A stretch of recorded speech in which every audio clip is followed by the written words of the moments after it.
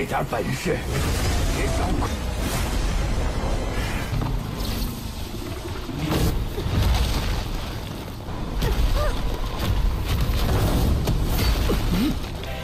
战魂用飞剑碎血。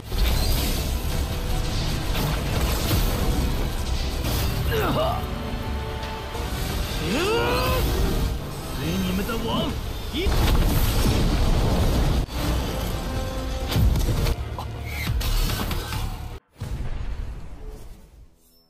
Halo guys, welcome back to Kobe Movie. Melihat antusiasme kalian dengan Tonghua 1 ini tentu harus Mimin lanjutkan dong, hehe. Walaupun Mimin sehari harus ngedit 4-5 video tidak apa ya, gas aja. Tetap gas, tipes juga nggak apa-apa deh, sorry, jangan dong, jangan sampai tipes juga lah. Kalau tipes nanti gak bisa kerjain Tonghua lain ya kan? Oke, Mimin gak perlu banyak review untuk part sebelumnya karena pasti kalian juga masih pada ingat yang pada intinya Shahab bertekad menyelamatkan kekasihnya Howling Earth dari kejaran Sang Dewa Tulang. Dewa Tulang ini sangat kuat, jadi dalam episode ini bakal full fight bertarung dengan durasi yang panjang. Ini kan yang kalian suka kan? Ngaku aja. Makanya dong komen di bawah supaya Mimin makin semangat membuat videonya. Ibarat komen kalian tuh udah kayak bahan bakar buat Mimin bikin video guys. Gitu, hehe. So maka dari itu kita masuk ke intro ya guys. Hehehe.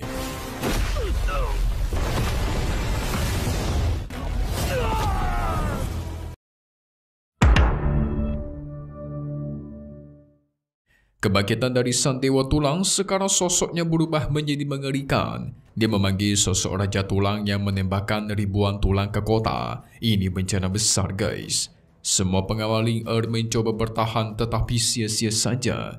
Jadi harus Shahab lah yang turun tangan.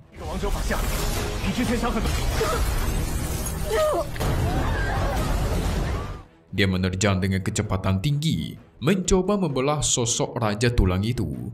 Dengan cepat dia membelah tangan kiri si Raja Tulang tetapi belum selesai. Sekarang Dewa Tulang bergabung dengan si raksasa, menciptakan kekuatan regenerasi yang luar biasa. Tangan yang tadinya putus itu bisa muncul kembali. Satu-satunya cara adalah menghancurkan tubuh aslinya guys. Dan kemungkinan kristal yang berada di dada raksasa itulah yang menjadi sumber energinya. Segera para pengawal Ling Earth menggabungkan kekuatan, mereka bersedia berkorban, hidup dan matinya bersama dengan klan api. Formasi gabungan membentuk tekanan luar biasa yang menekan sang raksasa sampai kesulitan berdiri. Inilah kesempatan bagi Ling Earth untuk melancarkan serangan telak. Tetapi itu semua masih tidak cukup.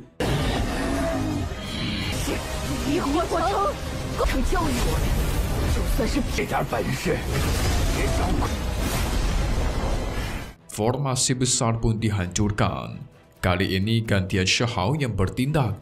Dengan kecepatan guntur dia melesat, melewati semua serangan dan tuar. Satu tusukan petir menghancurkan tubuh raksasa tersebut. Tetapi si tubuh raksasa itu kembali ke bentuk semulanya guys. Waduh, ini bakal sulit. Serangan ditujukan kepada Ling Earth sehingga tuar. Dia berhasil terperangkap dan dipentalkan sampai terpental jauh. Nasib untung dia masih baik-baik saja guys. Dirinya pastikan untuk melanjutkan pertarungan, jangan pedulikan dia.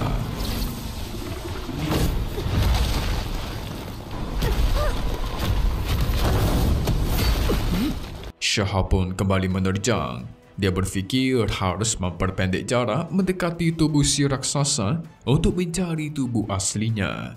Karena sudah seperti ini, para pengawal Ling Earth pun mengorbankan diri mereka menggunakan kekuatan terakhir untuk melancarkan serangan terkuat. Gabungan kekuatan mereka memanggil sosok pedang raksasa dari atas langit dan tuar. Itu menekan si raksasa tulang guys.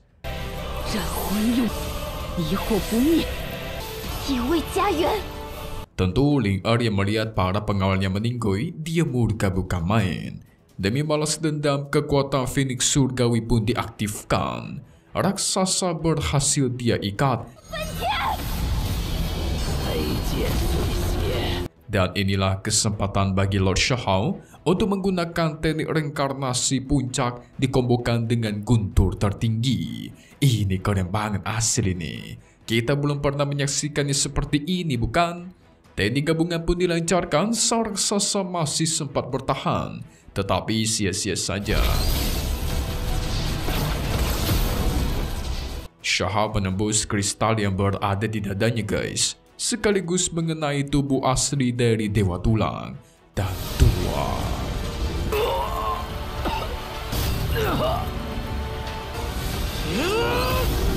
Hancur sudah tubuh si Dewa Tulang guys.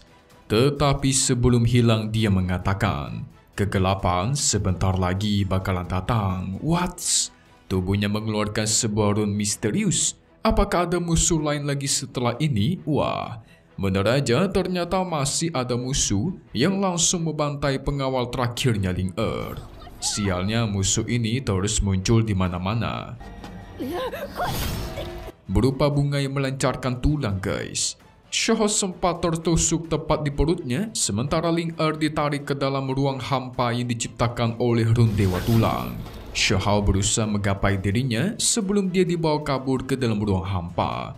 Dengan kecepatan tinggi, dia pun ikut masuk ke dalam ruang hampa itu guys. Di dalam ruang hampa sangat berbeda. Shahao merasakan seperti berada di dunia lain. Pada akhirnya dia pun jatuh ke tempatnya misterius. Wow, tempat apa ini guys? Ruang dan waktu yang berbeda. Di sini ada sosok raksasa yang mengatakan, kalau tempat ini bukanlah tempat yang bisa kau datangi. Dan muncullah sosok asli dari raksasa itu. Singkat tuar. Ternyata cuma bayangan doang yang besar guys. Tubuh aslinya itu kecil sekali. Mirip dengan singa kecil. Hahaha. Uniknya lagi, singa kecil ini mengenali Shahao. Sangat kebetulan ada yang pengen dia omongkan dengan Shahao nih. Tapi Shahao tidak peduli karena dia sedang sibuk menyelamatkan temannya. Nggak ada waktu untuk bermain-main. Tapi sang singa kecil mengatakan, untuk sekarang dia tidak akan bisa menemukan Ling Er karena mereka berada di ruang dan waktu yang berbeda. Jadi bisa kita jelaskan kalau mereka itu sedang berada di dunia yang terpisah gitu guys. Nah, sekarang kita tahu nama dari singa kecil ini adalah Titing. Titing diperintahkan seseorang untuk membantu Shahao. Siapakah itu yang menyuruh Titing tapi dia tidak mau menjawab? Yang pasti orang itu merupakan teman lamanya Desa Batu. Hah? Siapa itu guys? Apa jangan-jangan Dewi Willow pula? Sepertinya iya sih, hehe. Titing menjelaskan kalau Ling Er berada di tempat yang misterius, disebut juga sebagai Tanah Abu.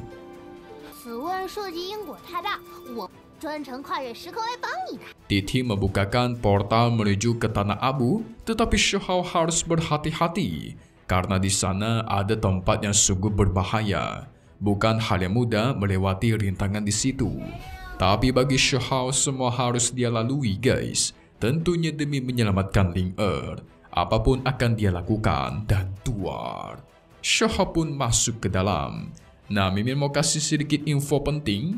Sebenarnya Titing ini memiliki semua garis waktunya Shahao, yaitu sebab akibat guys. Mau dari Shahao dari kecil sampai dewasa, si Titing itu bisa melihatnya melewati gelembung-gelembung miliknya. Dan tentu dia bisa menemui Shahao yang manapun yang dia mau. Jadi singkatnya, dia bisa aja menemui Shahao pas kecil guys. Tapi itu semua akan melanggar hukum aturan dunia, sehingga dia tidak boleh melakukan itu. Sementara Lord kita sampai ke tempat misterius yang disebut juga sebagai Istana Gelap. Di sini dia bisa merasakan energi yang sangat pekat dan gelap. Pasti penuh bahaya tersembunyi. Dan juga Ling Er ini pasti berada di dalam guys. Shahao pun masuk ke dalam istana. Di dalamnya sangat gelap. Dia turun ke bawah dan melihat ada banyak sekali rakyat dari suku klan api yang diperangkap ke dalam bulatan merah gitu guys. Nah, jadi orang-orang yang berada di dalam sana, energi kehidupan mereka itu diserap dan dihisap. Energi-energinya dihisap dan disalurkan ke berbagai pasukan monster milik Dewa Tulang di situ. 火族人，这里面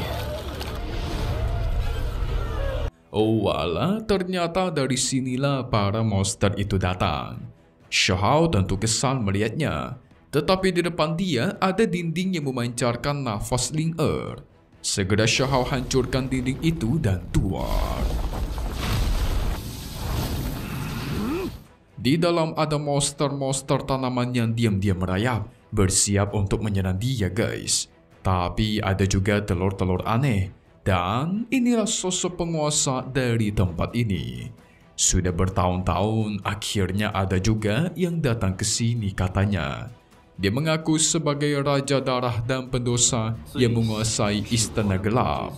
Dan dia dipanggil sebagai Raja Darah. Dia melanjutkan kalau kuil dewa itu sudah lama memperhatikan dirimu, Huang. Sang Raja Darah pun menunjukkan sosoknya Ling Er yang keluar dari tanaman. Tentu mulai itu Xiahou auto murka dong sampai mengeluarkan kekuatannya. Karena sudah begini, maka tiada kata damai. Serangan guntur pun dilancarkan, tetapi dengan mudah Raja Darah menghancurkannya.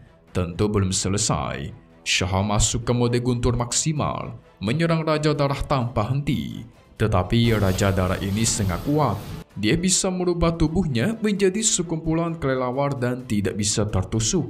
Dari situlah dia merasa cukup kecewa kepada Huang guys.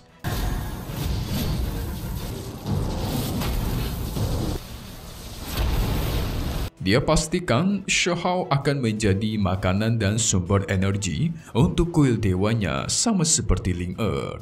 Tetapi Xiahou balas, nyawa orang tidak boleh diatur oleh orang lain.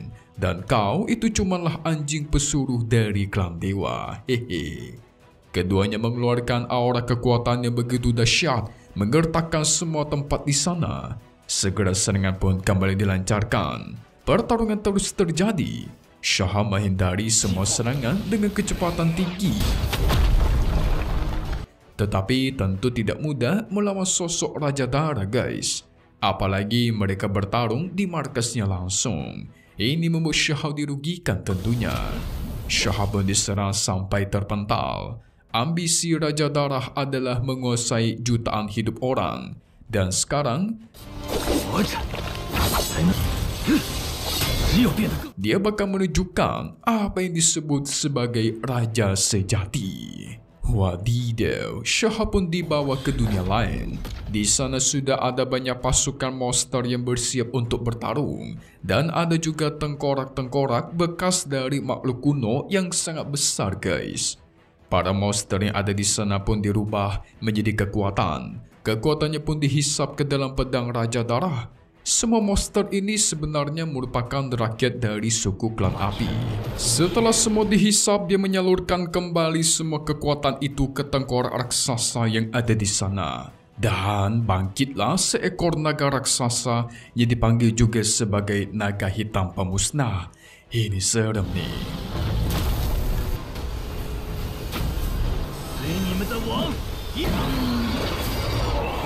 Xiahou bisa merasakan nafas kekuatannya sangat kuat. Raja Darah begitu senang. Inilah kekuatan dari seorang raja. Memanfaatkan kekuatan dan nyawa orang lain demi kekuatan sendiri. Naga hitam melancarkan auman naganya guys. Xiahou berusaha menghindar tetapi terkena serangan telak. Namun itu semua masih kurang bisa melukai Lord kita. Cuman kadar kecil tidak cukup untuk mengalahkanku. Pedang guntur pun digunakan. Serangan berkecepatan tinggi pun dilancarkan.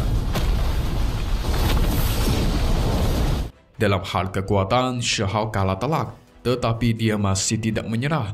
Terus menyerang sekaligus menghindar.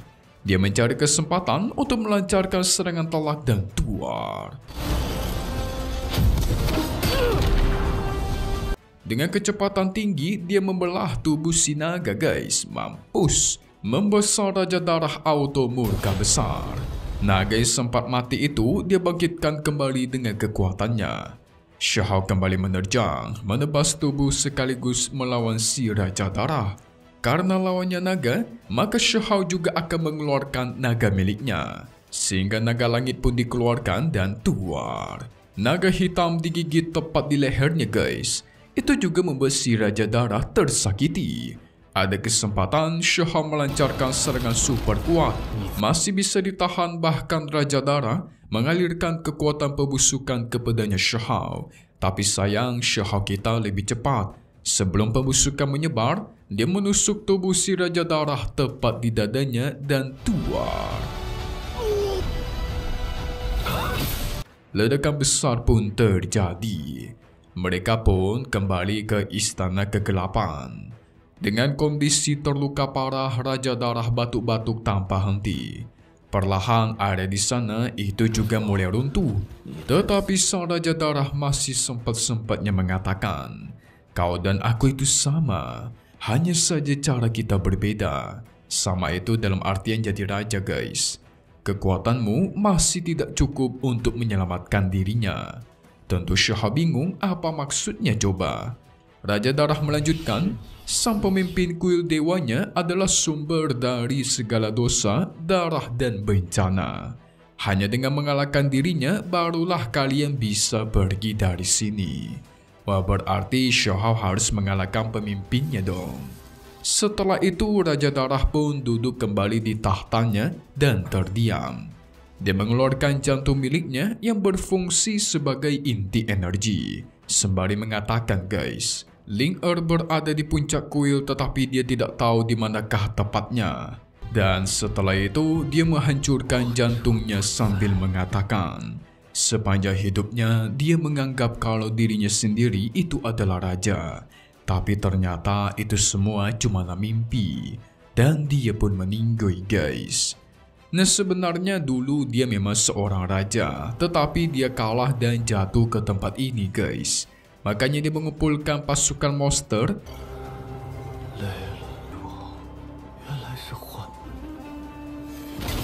Dan berambisi untuk menjadi raja yang menguasai jutaan pasukan.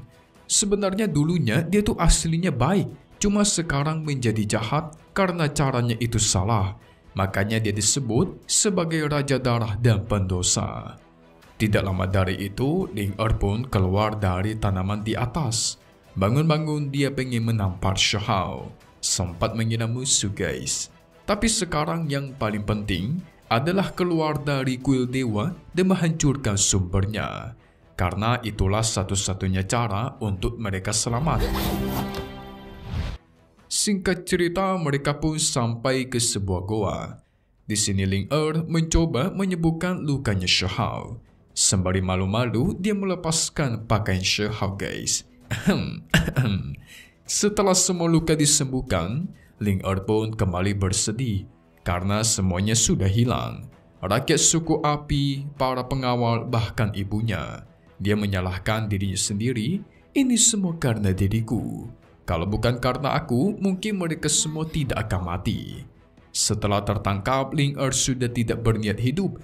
Tetapi sekarang satu-satunya harapan dia adalah Shao. Shao sempat mengajak dia untuk pergi. Tetapi Ling menolak. Karena mau bagaimanapun, dia ingin membangkitkan klan apinya demi balas dendam. Menyingkirkan kuil dewa dan balas dendam atas kematian sang ibu. Shao pastikan akan membantu dia menyingkirkan para musuh.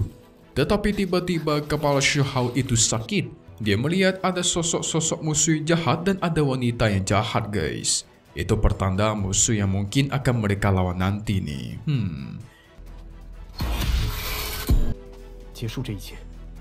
Singkat cerita, mereka pun sampai ke lokasi pemimpin dari kuil dewa berada. Shao langsung bersiap untuk bertarung guys. Tapi tiba-tiba tuar. Dia ditusuk dari belakang oleh Ling guys. Apa?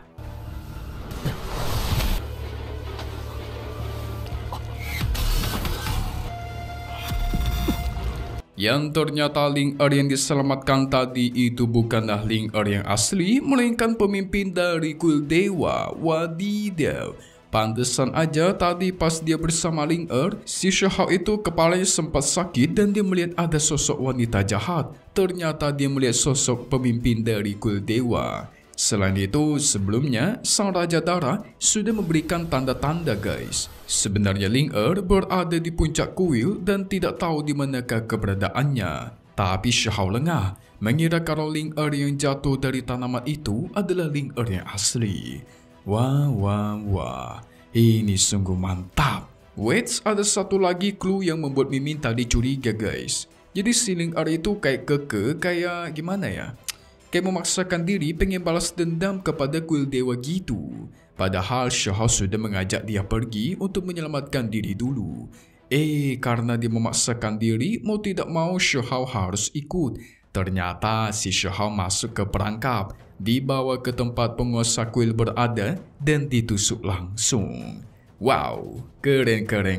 Gimana guys, lanjut nggak? Lanjut dong. Oke, episode terakhir ada di episode 3 dan akan Mimin upload besok ya. Karena Mimin nggak kuat nih. Aduh, durasinya panjang banget, ngeditnya pusing banget guys. Mimin sehari ngedit 3-4-5 video. Puyeng nih para Mimin lama-lama nih. Aduh, Mimin mah takutnya sakit aja sih. Kalau nggak takut sakit mah Mimin bablas terus sampai seharian Mimin kerjain. Ya, Mimin akan mengerjakan sesuai dengan yang Mimin mampu aja ya guys. Kalau Mimin tidak mampu mau dimaklumin, ya jadi kalau agak telat tolong dimaklumkan. Contohnya aja Dewa Suyang Mimin gak bisa upload di hari Sabtu. Jadinya telat kan, sedih sih. Ya tapi mau gimana guys. So selesai dulu untuk part 2 untuk Perfect World the Movie. Kita bakal update lagi untuk episode selanjutnya. Cuma di sini ya guys, Kobi Movie. Thank you buat kalian semua nonton dan selalu support channel Mimin. Semoga kalian semua sehat selalu.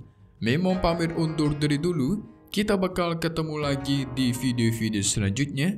Oke kalau gitu, see you guys.